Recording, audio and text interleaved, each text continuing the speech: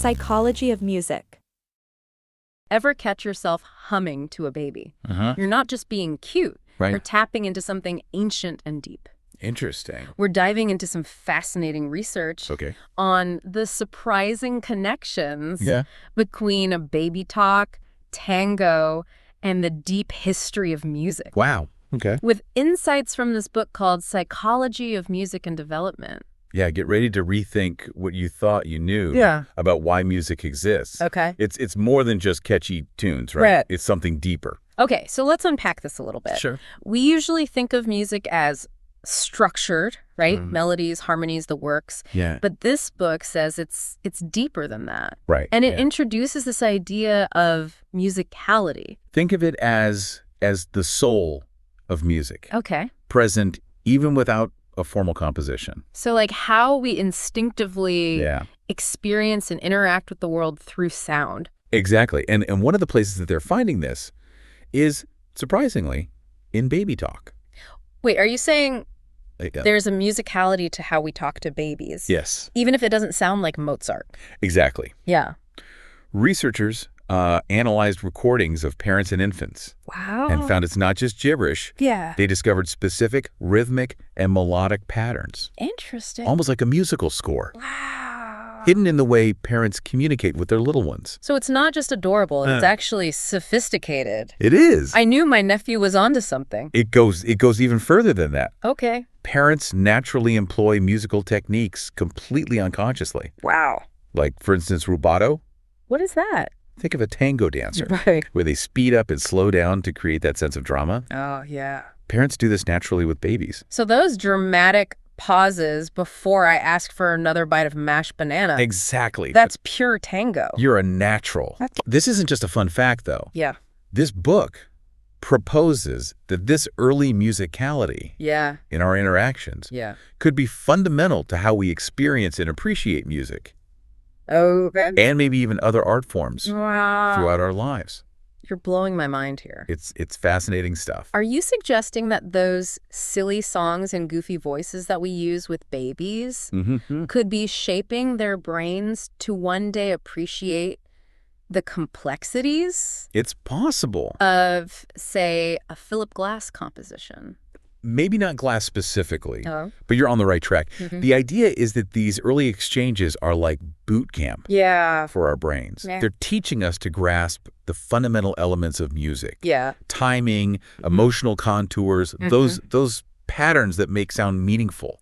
Like learning the language of music before we can even speak. So musical appreciation starts in the crib. It seems like it. Yeah. Way before you pick up an instrument or learn to read sheet music. Precisely. Wow. This suggests musicality is more innate than we realize, tied to those primal social and emotional connections we form as babies. And it goes way back in our history, too. Even further back than babies. Yes.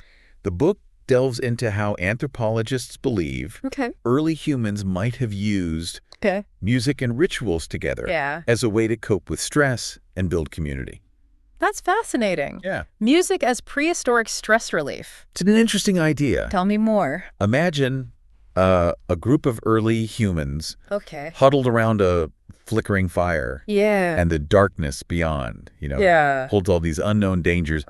And they start a rhythmic chant. Their voices weaving together, the sound grows, it resonates. I'm getting chills just picturing it. It's like music is this primal response. A way to face the unknown together. Exactly. And it wasn't just about fear. These rituals marked births, deaths, the changing seasons, all the things that give life meaning. Music wasn't just entertainment. It was woven into the fabric of their existence. Which makes this next point even more intriguing. This book doesn't just draw a parallel between baby talk and those early rituals. It suggests that baby talk itself might be a fundamental form of musicality, even pre-language. It's a fascinating idea, isn't it? It is. If musicality is so deeply rooted in our earliest experiences, what does that say about music as a whole? What if it's not just about those structured elements, the scales, the time signatures? But about something more primal, more visceral? So it's less about the sheet music and more about tapping into this deep well of human experience, expressing something that words can't quite capture. Precisely. And this is where the concept of performance becomes really key. Okay. The book argues that music isn't passive.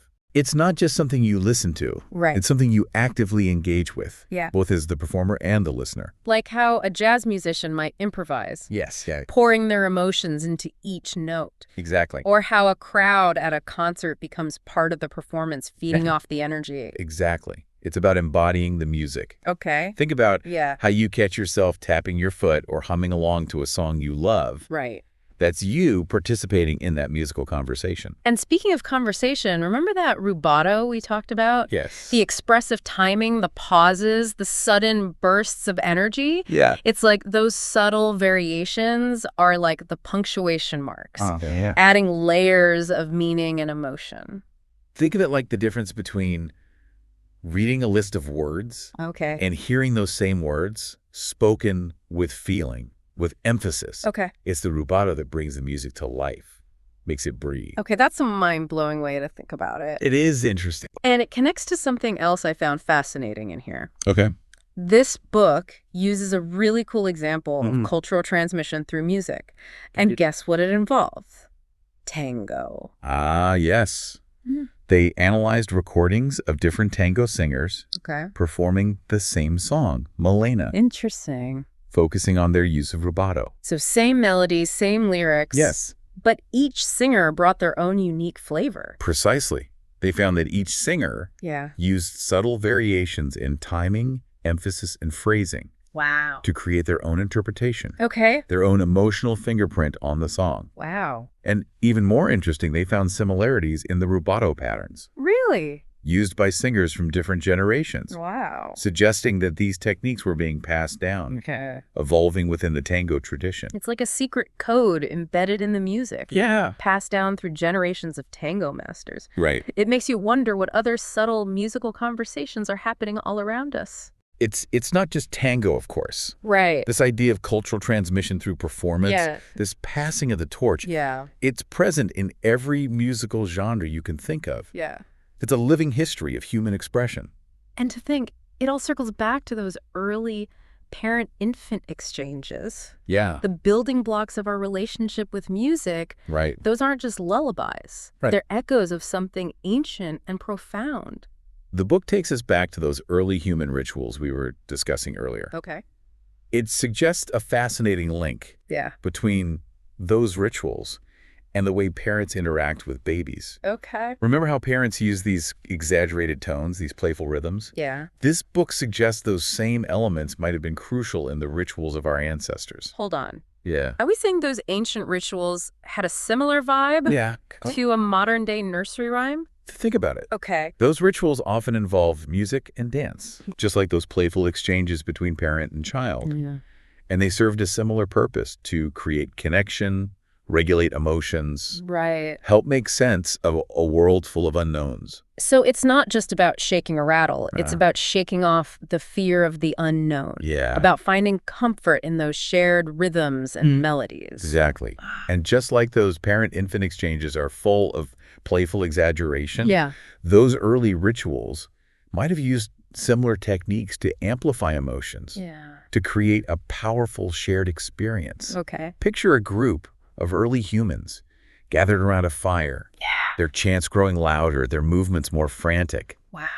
It's a primal performance driven by the same impulses that drive a parent to coo and sing to their child. It's like music was the original social media, connecting people through shared emotions and experiences. And it's important to remember those rituals weren't just about letting loose. They were deeply meaningful. Right. Marking births, deaths, the changing seasons, all the things that give structure and significance to human existence. So music wasn't just something they listened to, it was something they lived by, something woven into the very fabric of their reality? Precisely. And this brings us to, I think, a very crucial point. Okay. This book reminds us that music is more than just organized sound. Okay. It's a powerful tool for communication.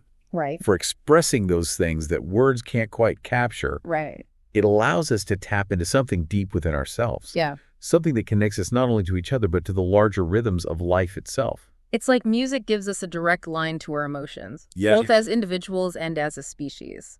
And that's why, even though different cultures have developed their own unique musical traditions, certain elements seem universal. Okay. Those rhythmic patterns, those melodic contours, they resonate with us on a primal level.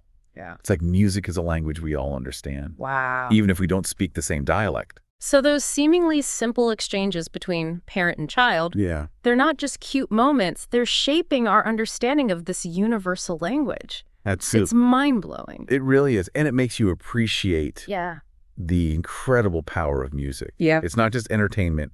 It's a fundamental part of what makes us human. So to our listeners, the next time you catch yourself humming a lullaby or tapping your foot to a catchy tune, remember this conversation. Remember that you're participating in something ancient, something profound. Those rhythms and melodies are echoes of who we are, where we came from, and what connects us all.